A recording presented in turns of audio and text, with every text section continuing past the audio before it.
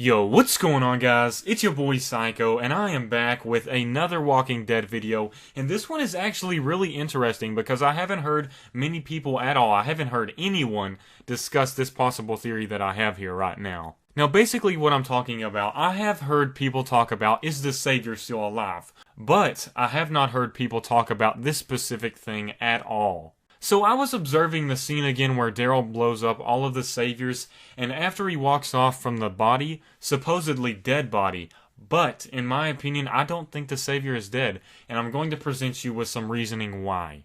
Now, I have circled some things that I find that could play a big role in the Savior actually being alive. And what I circled is the gun and the strap or sling of the gun. So what I'm trying to point out here, if you haven't seen it already, the sling is actually wrapped around the neck of the Savior as if Daryl choked him out.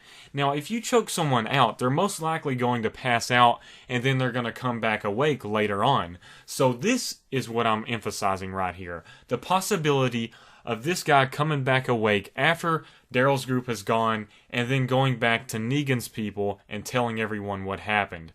Now, just in case you don't see what I'm talking about, you don't see the strap, I'll try and zoom it in a little bit more so you can see it. Now, if you still don't see it, I'll make sure and try to outline that strap with some red marker or something. That way I can show you guys what I'm talking about, and then hopefully you'll understand what I'm saying here. So this is very important. Now, I haven't heard anyone talk about this, and I was sort of proud of myself for finding stuff like this because I love videos like these. I absolutely love trying to find little things that they put in here that most people wouldn't notice, and it's really fun because when you actually find something like this, you're really proud of yourself because it's like, dang, I actually analyzed this really well and I found something no one else has found. So as of my knowledge right now, I don't think I've heard anyone say anything about this. This does point to the possibility of the Savior actually being able to go back and explain everything to Negan. So we have two possibilities now. We have the car possibility, I'll link that in the description. It's a video of where you can see a car in the right corner, and I broke it down pretty well. If you guys want to go check that out, I'll put it up there in the description as well. But we also have this theory right here. Now, in my opinion, this does make sense because we don't see any lethal wounds. We don't even see wounds at all. So you just assume that he had to have done something that doesn't leave a mark, and one of those things would be choking someone out. And it also makes sense because the Savior wouldn't have been able to scream because he's being choked out.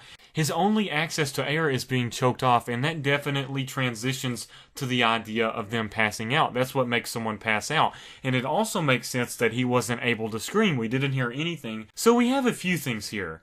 It makes sense because the death was silent, we didn't hear any sort of scream, there are no body wounds at all, and then we have the evidence of the strap being wrapped around his neck to choke him out. And then maybe later on he wakes back up and tells Negan. Now, one more thing before I go, I do want to mention something. Unless we see a lethal wound of a full body shot, we don't know if someone is dead, honestly. We saw this happen to Glenn. We saw this happen to Morgan when he knocked one of the wolves out. A lot of people assumed that the wolf was dead. And then we also had the first time Morgan encountered the wolves where he knocked them out and then he put them in the car and honked the horn. And when I first saw that, I thought he was trying to lead the zombies to get them, but then I realized he was making sure there weren't any zombies around. So a lot of people thought that he killed them at first.